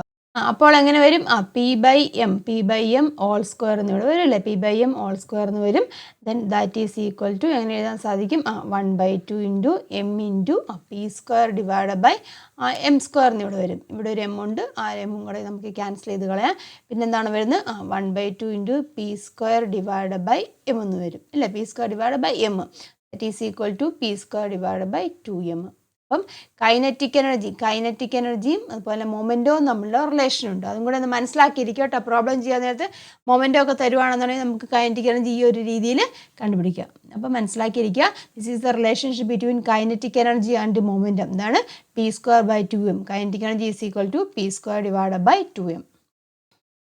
നമുക്ക് കുറച്ച് പ്രോബ്ലംസ് നോക്കാം. നോക്കുക, a motorcyclist is travelling in a straight line at a speed of 10 m/s. The combined mass of the motorcycle and the passenger is 300 kg. എന്താണ്? ഒരു മോട്ടോർ സൈക്കിൾ യാത്രക്കാരന് എത്രയാണ്? 10 m/s വേഗത്തിൽ നേർദിശയിൽ സ്ട്രെയിറ്റ് ആയിട്ട് സഞ്ചരിക്കുന്നു. മോട്ടോർ സൈക്കിളിനും യാത്രക്കാരനും കൂടിയുള്ള mass എത്രയാണ്? 300 kg ആണ്. Then what is the kinetic energy of the motorcycle and the passenger? Motor സൈക്കിളിൻ്റെയും യാത്രക്കാരൻ്റെയും കൂടിയുള്ള ഗതികോർജ്ജം, കൈനറ്റിക് എനർജി കണ്ടുപിടിക്കുക. രണ്ടുപേരുടെയും കൂടിയുള്ള കൈനറ്റിക് എനർജി കണ്ടുപിടിക്കുക. പിന്നെ എന്താണ്? What is the kinetic energy? Speed is doubled. വേഗം 2 മടങ്ങായി വർദ്ധിച്ചാൽ ഗതികോർജ്ജം എത്രയായിരിക്കും എന്നും ചോദിച്ചിട്ടുണ്ട്. മനസ്സിലായല്ലോ? അപ്പോൾ എന്താണ്? മോട്ടോർ സൈക്കിൾ ട്രാവൽ ചെയ്യുന്നു, സ്ട്രെയിറ്റ് ലൈറ്റ് ട്രാവൽ ചെയ്യുന്നു, അതിൻ്റെ ട്രാവൽ ചെയ്യുന്ന വെലോസിറ്റി ഇവിടെ തന്നിട്ടുണ്ട്. എത്രയാണ്? 10 അല്ലേ, 10 m/s വെലോസിറ്റിയിൽ ട്രാവൽ ചെയ്യുന്നു. ഈ മോട്ടോർ സൈക്കിളിൻ്റെയും പാസഞ്ചറിൻ്റെയും ഉള്ള ടോട്ടൽ മാസ്, രണ്ടുപേരുടെയും ടോട്ടൽ മാസ് അല്ലെങ്കിൽ ആകെ മാസ് എന്ന് പറഞ്ഞിരിക്കുന്നത് എത്രയാണ്? 300 അല്ലേ, 300 kg ആണെന്ന് ഇവിടെ പറഞ്ഞിട്ടുണ്ട്. മനസ്സിലായല്ലോ? തന്നിരിക്കുന്ന കാര്യങ്ങൾ എടുത്തെഴുതി. ഇനി എന്താണ് കണ്ടുപിടിക്കേണ്ടത്? എ പാർട്ട് എന്താണ് ചോദിച്ചിരിക്കുന്നത്? What is the kinetic energy of the motor cycle and the passenger. അപ്പോൾ എങ്ങനെ കണ്ടുപിടിക്കാം? കൈനറ്റിക് എനർജിയാണ് കണ്ടുപിടിക്കേണ്ടത് അല്ലേ. കൈനറ്റിക് എനർജിയുടെ ഇക്വേഷൻ നമ്മൾ എഴുതിയായിരുന്നു. കൈനറ്റിക് എനർജി ഇ.കെ എന്നല്ലേ, അല്ലെങ്കിൽ കൈനറ്റിക് എനർജി എഴുതാൻ കേട്ടോ. Kinetic energy is equal to 12mv² ആണ് കൈനറ്റിക് എനർജിയുടെ ഇക്വേഷൻ. വാല്യൂസ് സബ്സ്റ്റിറ്റ്യൂട്ട് ചെയ്യുക. 1/2 ഇൻറ്റു മാസ് എത്രയാണ്? 300 ആണ് മാസ് എന്ന് പറഞ്ഞിരിക്കുന്നത്. വെലോസിറ്റി എത്രയാണ്? 10 ആണ് അല്ലേ, അപ്പോൾ 10 ഇൻറ്റു 10 എന്ന് വരും. മനസ്സിലായല്ലോ? ഈ 2ഉം 10ഉം കൂടെ ക്യാൻസൽ ചെയ്യാം. ഇവിടെ 5 വരും. അപ്പോൾ എത്ര വരും ആൻസർ? 15 അല്ലേ, 15,000 എന്ന് വരും അല്ലേ, 15,000 ജൂൾ എന്ന് വരും. മനസ്സിലായല്ലോ? അപ്പോൾ രണ്ടുപേരുടെയും കൈനറ്റിക് എനർജി കണ്ടുപിടിച്ചു. മോട്ടോർ സൈക്കിളിൻ്റെയും പാസഞ്ചറിൻ്റെയും ടോട്ടൽ കൈനറ്റിക് എനർജി എന്ന് പറഞ്ഞിരിക്കുന്നത് എത്രയാണ്? 15,000, 15,000 ജൂളാണ്. ഇനി രണ്ടാമത്തെ ബി പാർട്ട് എന്താണ് ചോദിച്ചിരിക്കുന്നത്? കൈനറ്റിക് എനർജി ഇത് speed is doubled. Speed double ചെയ്യുക, വേഗം 2 മടങ്ങായി. അതായത് വേഗം എന്ന് പറഞ്ഞിരിക്കുന്നത് വെലോസിറ്റി 10 m/s ആയിരുന്നു, അത് ഡബിൾ ആവുക എന്നാണ് പറഞ്ഞിരിക്കുന്നത്. അപ്പം വെലോസിറ്റി എന്തായിട്ട് മാറും? വെലോസിറ്റി എന്തായിട്ട് മാറുന്നുണ്ട്? 2 ഇൻറ്റു 10, 2 മടങ്ങായിട്ട് മാറും. അപ്പോൾ 2 ഇൻറ്റു 10 വരും. ദാറ്റ് ഈസ് ഈക്വൽ ടു എത്രയാണ്? 20 m/s ആവും വെലോസിറ്റി എന്ന് പറഞ്ഞിരിക്കുന്നത്. മനസ്സിലായല്ലോ? അപ്പോൾ നമുക്ക് കൈനറ്റിക് എനർജി കണ്ടുപിടിക്കാമല്ലോ. അപ്പം ഇതേപോലെ തന്നെ കൈനറ്റിക് എനർജിയുടെ ഇക്വേഷൻ എഴുതുക. That is equal to 1/2 into mv² ആണ് കൈനറ്റിക് എനർജിയുടെ ഇക്വേഷൻ. സബ്സ്റ്റിറ്റ്യൂട്ട് ചെയ്യുക. 1/2 ഇൻറ്റു മാസ് 300 ആണ്, ഇൻറ്റു വെലോസിറ്റി എത്രയായിട്ട്? 20 അല്ലേ, 20 ആയിട്ട് മാറി. 20 ഇൻറ്റു 20 വരും, ക്യാൻസൽ ചെയ്യാം. ഇവിടെ 10 വരും അല്ലേ. അപ്പോൾ എത്ര വരും ആൻസർ? 60,000 എന്ന് വരും അല്ലേ, 60,000 ജൂള്. മനസ്സിലായല്ലോ? അപ്പോൾ 60,000 ജൂൾ, അതായത് വെലോസിറ്റി 2 മടങ്ങായി. ഇപ്പോൾ എങ്ങനെയാണ്? 60,000 ജൂളായത്. ആദ്യമേ കൈനറ്റിക് എനർജി നമുക്ക് ഇവിടെ എത്ര കിട്ടി? 15,000 ആണ് കിട്ടിയത്. അപ്പം 2 മടങ്ങ് വെലോസിറ്റി 2 മടങ്ങായപ്പോൾ എത്രയായിട്ട്? 60,000 ആയി. അതായത് ഏകദേശം 4 മടങ്ങ് 4 ടൈംസ് ഇൻക്രീസ് ചെയ്തു എന്ന് നമുക്ക് പറയാം. മനസ്സിലായല്ലോ? അപ്പം ആദ്യത്തെ കൈനറ്റിക് എനർജി എന്ന് പറഞ്ഞിരിക്കുന്നത് 15,000 ആയിരുന്നു. അപ്പം വെലോസിറ്റി ഡബിൾ ആയപ്പോൾ 4 ടൈംസ് അല്ലേ, 4 ടൈംസ് നമുക്ക് ഇൻക്രീസ് ചെയ്തു എന്ന് പറയാം. അല്ല, അതും കൂടെ ഒക്കെ മനസ്സിലാക്കിയിരിക്കോട്ടെ എത്ര മടങ്ങാണ് വർദ്ധിക്കുന്നത് എന്നുള്ളത്. നമ്മൾ ആ ടേബിൾ കണ്ടില്ലായിരുന്നോ? അപ്പോൾ ആ രീതിയിൽ നമുക്ക് കണ്ടുപിടിക്കാം. ക്ലിയർ ആയല്ലോ? അപ്പോൾ അങ്ങനെയാണെങ്കിൽ നമുക്ക് ജനറലൈസ് ചെയ്ത് എഴുതാമല്ലോ. അതായത് വെലോസിറ്റി എന്ന് പറഞ്ഞിരിക്കുന്നത് 2 മടങ്ങായി. വെലോസിറ്റി 2 മടങ്ങായപ്പോൾ നമുക്ക് എന്ത് സംഭവിച്ചു? കൈനറ്റിക് എനർജി 4 മടങ്ങായെന്ന് പറയാം അല്ലേ? 4 മടങ്ങ് കൈനറ്റിക് എനർജി ആയെന്ന് പറയാം. അങ്ങനെയാണെന്നുണ്ടെങ്കിൽ വെലോസിറ്റി താന്ന് നോക്കിയാൽ വെലോസിറ്റി 3 മടങ്ങാവുമെന്ന് ചോദിച്ചു. വെലോസിറ്റി 3 മടങ്ങാവുമ്പം കൈനറ്റിക് എനർജിയുടെ വാല്യൂ എങ്ങനെയായിരിക്കും നോക്കിക്കേ? കൈനറ്റിക് എനർജിയുടെ വാല്യൂ എങ്ങനെയാണ്?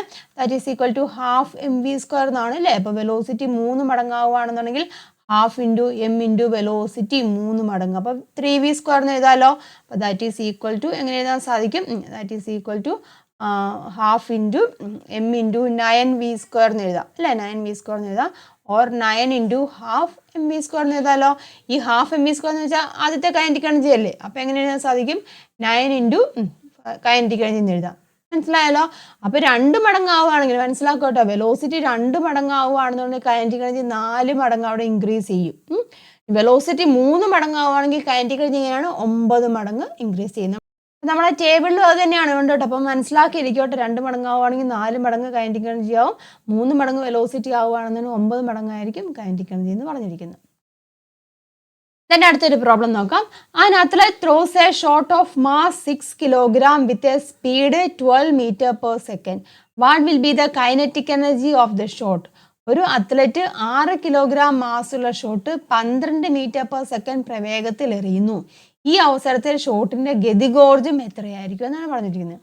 ഒരു അത്ലറ്റ് ഷോട്ട് എറിയുവാണ്, അതിൻ്റെ മാസ് തന്നിട്ടുണ്ട്. ഷോട്ടിൻ്റെ മാസ് എത്രയാണ്? 6 kg തന്നിട്ടുണ്ട്. 6 kg ആണ് ഷോട്ടിൻ്റെ മാസ്. അതിൻ്റെ വെലോസിറ്റി എന്ന് പറഞ്ഞിരിക്കുന്നത് എത്രയാണ്? 12 അല്ലേ? 12 മീറ്റർ പെർ സെക്കൻഡ് ആണ് അതിൻ്റെ വെലോസിറ്റി എന്ന് പറഞ്ഞിട്ടുണ്ട്. മനസ്സിലാവുന്നല്ലോ? അപ്പോൾ എന്താണ് കണ്ടുപിടിക്കേണ്ടത്? കൈനറ്റിക് എനർജി കണ്ടുപിടിക്കുക. നമുക്ക് കണ്ടുപിടിക്കേണ്ട കൈനറ്റിക് എനർജിയാണ്. ഇക്വേഷൻ ഏതാണ്? ഹാഫ് എം ഇൻറ്റു v² ആണ് കൈനറ്റിക് എനർജി അല്ലേ? സബ്സ്റ്റിറ്റ്യൂട്ട് ചെയ്യാലോ.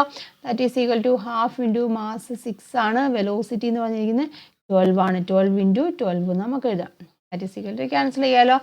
3 വരും. ദെൻ 12 ഇൻറ്റു 12 ഇൻറ്റു 3 എന്ന് പറയുമ്പോൾ എത്ര വരും ആൻസർ? 432 എന്ന് വരും കേട്ടോ. 432 ജൂൾ കൈനറ്റിക് എനർജി കേട്ടോ. കൈനറ്റിക് എനർജി അത് ഷോട്ട് എത്രയാണ്? 432 ജൂൾ. then അടുത്ത ക്വസ്റ്റ്യൻ ചെയ്യാം.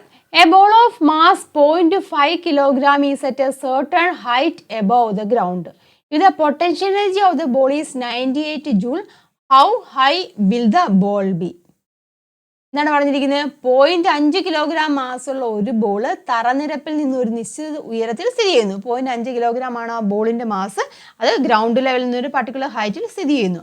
ദെൻ ഈ ബോളിലെ സ്ഥിതികോർജം, ആ പർട്ടിക്കുലർ ഹൈറ്റ് ഇരിക്കുമ്പോൾ അതിന് സ്ഥിതികോർജം ഉണ്ടല്ലോ, പൊട്ടൻഷ്യൽ എനർജി ഉണ്ട്. അതെന്ന് പറഞ്ഞിരിക്കുന്നത് എത്രയാണ്? 98 ജൂളാന്ന് പറഞ്ഞിട്ടുണ്ട്. എങ്കിൽ ബോൾ എത്ര ഉയരത്തിലായിരിക്കും എന്നാണ് കണ്ടുപിടിക്കേണ്ടത്. ഹൈറ്റാണ് നമുക്കവിടെ കണ്ടുപിടിക്കേണ്ടത്. മനസ്സിലാവുന്നില്ല? അപ്പം ബോളിൻ്റെ മാസ് നമുക്കിവിടെ തന്നിട്ടുണ്ട്. എത്രയാണ്? 0.5 kg ആണ് തന്നിട്ടുണ്ട് ഇല്ലേ? ദെൻ അതിൻ്റെ പൊട്ടൻഷ്യൽ എനർജി തന്നിട്ടുണ്ട്. എത്രയാണ്? 98 ജൂളുമാണെന്ന് പറഞ്ഞിട്ടുണ്ട്. നമുക്കിവിടെ എന്താണ്? ഹൈറ്റ് ആണ് കണ്ടുപിടിക്കേണ്ടത്. മനസ്സിലായല്ലോ? അപ്പം പൊട്ടൻഷ്യൽ എനർജിയുടെ ഇക്വേഷൻ നമുക്കറിയാം. എന്താണ്? EP is equal to M into G into H ആണ്. ജിയുടെ വാല്യൂ 9.8 എടുക്കാൻ പറഞ്ഞിട്ടുണ്ട്. നമുക്ക് എന്താണ് കണ്ടുപിടിക്കുന്നത്? എച്ച് അല്ലേ കണ്ടുപിടിക്കുന്നത്. അപ്പം H is equal to equation എങ്ങനെയായിട്ട് മാറും? EP potential energy divide by ഇങ്ങനെയാണ് എം ഇൻറ്റു ജി എന്ന് എഴുതാം. മനസ്സിലായല്ലോ? അപ്പോൾ പൊട്ടൻഷ്യൽ എനർജി 98 ആണ് തന്നിട്ടുണ്ട്. മാസ് എത്രയാണ്? 0.5 അല്ലേ? 0.5 കിലോഗ്രാം ആണ് മാസ് എന്ന് പറഞ്ഞിരിക്കുന്നത്. ദെൻ പിന്നെ എത്രയാണ്? 9.8 ജി 9.8 ആണ്. ദാറ്റ് ഈസ് ഈക്വൽ ടു നമുക്കിതിനെ ഒന്ന് 0.5 9.8 ഇല്ല, അതിനെ നമുക്കൊന്ന് കൺവേർട്ട് ചെയ്യാം. ഇപ്പോൾ 0.5നെ നമുക്ക് 5 എന്നാക്കാം. ഇവിടെ 5 എന്നാക്കാം. അങ്ങനെ അവിടെ ആകുമ്പോൾ മേളിലൊരു 10 വരുമല്ലോ, 10 കൊണ്ട് ഗുണിക്കും. അപ്പോൾ 9.8നെ നമുക്ക് 98 ആക്കുവാണെങ്കിലും ഒരു 10 കൊണ്ട് ഗുണിക്കും. അപ്പോൾ മേളിൽ ഒരു 10 വരും. മനസ്സിലായല്ലോ? അപ്പോൾ 98 നമുക്ക് ക്യാൻസൽ ചെയ്യാം. ഈ 5ഉം 10ഉം കൂടെ പോകും, 2 വരും. ആൻസർ എത്ര വരും? 20 മീറ്റർ. മനസ്സിലായല്ലോ? 20 മീറ്റർ ഹൈറ്റിലാണ് ആ ഒരു വസ്തു അല്ലെങ്കിൽ ആ ഒരു ബോൾ അവിടെ ഇരിക്കുന്നത്. ക്ലിയർ ആയല്ലോ ചെയ്തത്? Then അതിൻ്റെ ബി പാർട്ട് നോക്കിയേ. What will be the kinetic energy of the ball just before hitting the ground if it is allowed to fall freely. അതായത് ബോൾ സ്വതന്ത്രമായിട്ട് താഴേക്ക് പതിക്കുകയാണെങ്കിൽ തറയിൽ പതിക്കുന്നതിന് തൊട്ട് മുൻപ് അതിൻ്റെ ഗതികോർജം എത്രയായിരിക്കും എന്നാണ് ചോദിച്ചിരിക്കുന്നത്. ബോൾ സ്വതന്ത്രമായിട്ട് താഴേക്ക് പതിക്കുക, താഴേക്ക് വീഴുവാണെന്നുണ്ടെങ്കിൽ തറയിൽ ടച്ച് ചെയ്യുമ്പോൾ അതിൻ്റെ വെലോസിറ്റി എന്തായിട്ട് മാറും? 0 ആയിട്ട് മാറും. അപ്പം തറയിൽ തൊടുന്നതിന് തൊട്ട് മുന്നേ അതിൻ്റെ ഗതികോർജം എത്രയായിരിക്കും എന്നാണ് ചോദിച്ചിരിക്കുന്നത്. മനസ്സിലായല്ലോ. അപ്പോൾ നമുക്ക് എങ്ങനെ കണ്ടുപിടിക്കാം? ഗതികോർജ്ജം കണ്ടുപിടിക്കണമെങ്കിൽ ഇക്വേഷൻ എന്താണ്? കൈനറ്റിക് എനർജിയുടെ ഇക്വേഷൻ എന്ന് പറഞ്ഞാൽ kinetic energy is equal to half mv² ആണ് ഇക്വേഷൻ അല്ലേ. അപ്പോൾ നമുക്ക് മാസ് നമുക്കറിയാം. മാസ് ഇവിടെ എത്ര തന്നിരിക്കുന്ന 0.5 തന്നിട്ടുണ്ട് ഇല്ലേ. അപ്പം വെലോസിറ്റി v² കണ്ടുപിടിക്കണം. അപ്പോൾ നമ്മുടെ ചലന സമവാക്യം ഉണ്ടല്ലോ, അതായത് v² is equal to u² plus 2as, അത് നമുക്ക് ഉപയോഗിക്കാം. അതിൽ നമുക്ക് v² കണ്ടുപിടിക്കാം. v² is equal to initial velocity എങ്ങനെയായിട്ട് 0 അല്ലേ, താഴേക്ക് വീഴുവാണെന്നുണ്ടെങ്കിൽ ഇനീഷ്യൽ വെലോസിറ്റി 0 ആണ്. അപ്പം 0 plus 2 into acceleration due to gravity 9.8. എസ് എന്ന് പറഞ്ഞിരിക്കുന്നത് നമുക്ക് കിട്ടി. എസ് എന്ന് പറഞ്ഞാൽ എന്താ ഉദ്ദേശിക്കുന്നത്? ആ ഡിസ്റ്റൻസ് ആണ്, അതായത് ഇവിടുത്തെ ഹൈറ്റ്. ഈ ഇക്വേഷൻ എങ്ങനെയായിട്ട് മാറും? u² പ്ലസ് 2gh ആയിട്ട് മാറും കേട്ടോ. അങ്ങനെയാണ് ഇക്വേഷൻ വരുന്നത്. അപ്പോൾ എച്ച് എന്ന് പറഞ്ഞിരിക്കുന്നത് നമുക്ക് ഇവിടെ ഓൾറെഡി കിട്ടി, 20 ആണ് കിട്ടി. മനസ്സിലായല്ലോ. അപ്പോൾ ഇതെല്ലാം കൂടെ മൾട്ടിപ്ലൈ ചെയ്യുമ്പോൾ നമുക്ക് കിട്ടുന്ന വാല്യൂ എന്ന് വെച്ചാൽ 392 എന്ന് വരും കേട്ടോ. 392 m/s എന്ന് കിട്ടും. വെലോസിറ്റിയുടെ സ്ക്വയർ v². ഇനി നമുക്ക് കൈനറ്റിക് എനർജി കണ്ടുപിടിക്കാമല്ലോ. Kinetic energy Ek is equal to half mv² ആണ്. വാല്യൂസ് സബ്സ്റ്റിറ്റ്യൂട്ട് ചെയ്യാം. That is equal to 1/2 into mass 0.5 ആണ്. v² നമുക്ക് കിട്ടി 392 എന്ന് വന്നു. ഈ 2ഉം 392 കൂടെ നമുക്ക് ക്യാൻസൽ ചെയ്യാമല്ലോ. അപ്പം 196 എന്ന് വരും ഇവിടെ. ദെൻ 196 ഇൻറ്റു 0.5 ചെയ്യുമ്പോൾ നമുക്കിവിടെ ആൻസർ കിട്ടുന്നത് 98 ജൂൾ എന്നാണ് കിട്ടുന്നത്. മനസ്സിലായത്? തറയിൽ തൊടുന്നതിന് തൊട്ട് മുന്നേ ഉള്ള അതിൻ്റെ ഗതികോർജ്ജം എന്ന് പറഞ്ഞിരിക്കുന്നത് എത്രയാണ്? 98 ജൂൾ എന്ന് നമുക്കിവിടെ കിട്ടി കേട്ടോ. കൈനറ്റിക് എനർജിയുടെ വാല്യൂ ഇല്ല, തറയിൽ തൊടുന്നതിന് തൊട്ട് മുന്നേ ഉള്ള കൈനറ്റിക് എനർജി എന്ന് വെച്ചാൽ 98 ജൂളാണ്. തറയിൽ ടച്ച് ചെയ്ത് കഴിയുമ്പോൾ ഫൈനൽ വെലോസിറ്റി 0 ആയിപ്പോഴും. മനസ്സിലാകും? തൊടുന്നതിന് തൊട്ട് മുന്നേ ഉള്ളത്. അതാ നോക്കിയേ, ഇവിടുത്തെ പൊട്ടൻഷ്യൽ എനർജി എത്ര കിട്ടി? 98 ജൂൾ എന്ന് തന്നെ കിട്ടി ഇല്ലേ. പൊട്ടൻഷ്യൽ എനർജി നമുക്കറിയാം 98 ജൂളാണ് ഓൾറെഡി തന്നിട്ടുണ്ട്. അതേ വാല്യൂ തന്നെയല്ലേ ഇവിടുത്തെ കൈനറ്റിക് എനർജി എന്നും പറഞ്ഞിരിക്കുന്നത്. നോട്ട് ചെയ്തോളൂ കേട്ടോ. നമുക്കിവിടെ പൊട്ടൻഷ്യൽ എനർജി ഓൾറെഡി തന്നിട്ടുണ്ട്. അതായത് സ്ഥിതികോർജ്ജം ആ ഹൈറ്റിലായിരിക്കുമ്പോൾ ഒരു പർട്ടിക്കുലർ ഹൈറ്റ് ഉണ്ടല്ലോ, ഹൈറ്റിലായിരിക്കുമ്പോൾ ഉള്ള സ്ഥിതികോർജ്ജം നമുക്ക് തന്നിട്ടുണ്ട്. അതേ സ്ഥിതികോർജ്ജത്തിൻ്റെ വാല്യൂ തന്നെയാണ് എന്തെന്ന് പറഞ്ഞിരിക്കുന്നത്? ബോൾ താഴോട്ട് വീഴുന്നു അതിന് ഗ്രൗണ്ടിൽ തൊടുന്നതിന് തൊട്ട് മുന്നേ ഉള്ള കൈനറ്റിക് എനർജി അല്ലെങ്കിൽ ഗതികോർജ്ജം എന്ന് പറഞ്ഞിരിക്കുന്നത്. മനസ്സിലായല്ലോ. അപ്പം ഇതിനെക്കുറിച്ച് നമുക്ക് ഡീറ്റെയിൽ ആയിട്ട് അടുത്ത സെക്ഷനിൽ മനസ്സിലാക്കാനുണ്ട് കേട്ടോ. അപ്പം നമുക്കിവിടെ കിട്ടിയ വാല്യൂ എത്രയാണ്? 98 ജൂളാണ്. അപ്പോൾ ഇത്തരം കാര്യങ്ങളാണ് നമ്മൾ ഈ ഒരു വീഡിയോയിൽ ഉൾപ്പെടുത്തിയിരിക്കുന്നത്. ഗതികോർജ്ജത്തെക്കുറിച്ചാണ്, കൈനറ്റിക് എനർജിയെക്കുറിച്ചാണ്. വസ്തുവിൻ്റെ ചലനം മൂലം ഉണ്ടാകുന്ന എനർജിയാണ് കൈനറ്റിക് എനർജി എന്ന് പറഞ്ഞിരിക്കുന്നത്. കൈനറ്റിക് എനർജി അല്ലെങ്കിൽ ഗതികോർജ്ജത്തെ സ്വാധീനിക്കുന്ന ഘടകങ്ങൾ പറഞ്ഞു. വസ്തുവിൻ്റെ മാസും വസ്തുവിൻ്റെ പ്രവേഗം അല്ലെങ്കിൽ വെലോസിറ്റി എന്ന് കണ്ടു. ഗതികോർജ്ജം കണ്ടുപിടിക്കാനുള്ള ഇക്വേഷൻ കണ്ടു ഇല്ലേ, ഹാഫ് mv² ആണ്. ദെൻ അതുപോലെ തന്നെ ഗതികോർജ്ജം മൊമെൻറ്റവും കൈനറ്റിക് എനർജിയും മൊമെൻറ്റവും തമ്മിലുള്ള റിലേഷൻ ഉണ്ട്, അത് നമ്മൾ കണ്ടു. അത് മനസ്സിലാക്കിയിരിക്കുക. പിന്നെ വെലോസിറ്റി കേട്ടോ, ഈ ടേബിൾ എന്താണ് പറഞ്ഞിരിക്കുന്നത്? വെലോസിറ്റിക്ക് ചേഞ്ച് ഉണ്ടാകുന്നതനുസരിച്ചിട്ട് ആ കൈനറ്റിക് എനർജിയിലും ചേഞ്ച് ഉണ്ടാകുന്നുണ്ട്. അപ്പോൾ നമ്മളിത് സമ്മറൈസ് ചെയ്ത് വേണമെന്നുണ്ടെങ്കിൽ പറയാം. വെലോസിറ്റി ഡബിൾ ആവുകയാണെന്നുണ്ടെങ്കിൽ 4 times ആയിരിക്കും കൈനറ്റിക് എനർജി അല്ലെങ്കിൽ ഗതികോർജ്ജം എന്ന് പറഞ്ഞിരിക്കുന്നത്. വെലോസിറ്റി 3 times ആവുകയാണെങ്കിൽ 9 times ആയിരിക്കും കൈനറ്റിക് എനർജി അല്ലെങ്കിൽ ഗതികോർജ്ജം എന്ന് പറഞ്ഞിരിക്കുന്നത് കേട്ടോ. ഇത്രയും കാര്യങ്ങൾ ക്ലിയർ ആക്കി പഠിക്കുക, മനസ്സിലാക്കി പഠിക്കുക കേട്ടോ. പ്രോബ്ലം ഒക്കെ ചെയ്യുമ്പോൾ നിങ്ങൾ ആദ്യം മനസ്സിലാക്കുക, കൺസെപ്റ്റ് മനസ്സിലാക്കുക, എന്നിട്ട് ക്വസ്റ്റ്യൻ എഴുതി വെച്ച് തന്നെ ചെയ്ത് പഠിക്കുമെങ്കിൽ മാത്രമേ ഉള്ളൂ പഠിക്കാൻ പറ്റത്തുള്ളൂ കേട്ടോ. ഇത് ബേസിക്സ് ആണ്, ഹയർ ക്ലാസ്സുകളിലേക്കുള്ള ബേസിക്സ് ആണ്. ഇത് പഠിച്ചെങ്കിൽ മാത്രമേ ഉള്ളൂ നിങ്ങൾക്ക് +1 +2 വരുമ്പോൾ ഇതിനെ കൂടുതലായിട്ട് പഠിക്കാനുണ്ട്. അപ്പോൾ അന്നേരം ഈ ബേസ് അറിയാൻ മേലാന്നുണ്ടെങ്കിൽ ഒരുപാട് ബുദ്ധിമുട്ടും കേട്ടോ. അതുകൊണ്ട് ഇപ്പം ക്ലിയർ ആക്കി കൺസെപ്റ്റ് മനസ്സിലാക്കി പഠിച്ചു പോവുക. എക്സാമിന് വേണ്ടി മാത്രമായിട്ട് പഠിക്കല്, കൺസെപ്റ്റ് മനസ്സിലാക്കി ക്ലിയർ ആക്കി പഠിച്ചു പോവുക കേട്ടോ. അപ്പോൾ വീഡിയോ നിങ്ങളുടെ ഫ്രണ്ട്സിലേക്കൊക്കെ ഷെയർ ചെയ്യുക. വീഡിയോ ഇഷ്ടമായിട്ടുണ്ടെങ്കിൽ മനസ്സിലായിട്ടുണ്ടെങ്കിൽ തീർച്ചയായിട്ടും ഒരു ലൈക്ക് ചെയ്യണം കേട്ടോ. അതുപോലെ തന്നെ ചാനൽ സബ്സ്ക്രൈബ് ചെയ്യുക. മറ്റൊരു വീഡിയോ ആയിട്ട് നമുക്ക് വീണ്ടും കാണാം. അതുവരേക്കും എല്ലാവർക്കും നന്ദി, നമസ്കാരം. എല്ലാവരും നല്ലതുപോലെ പഠിക്കുക. താങ്ക്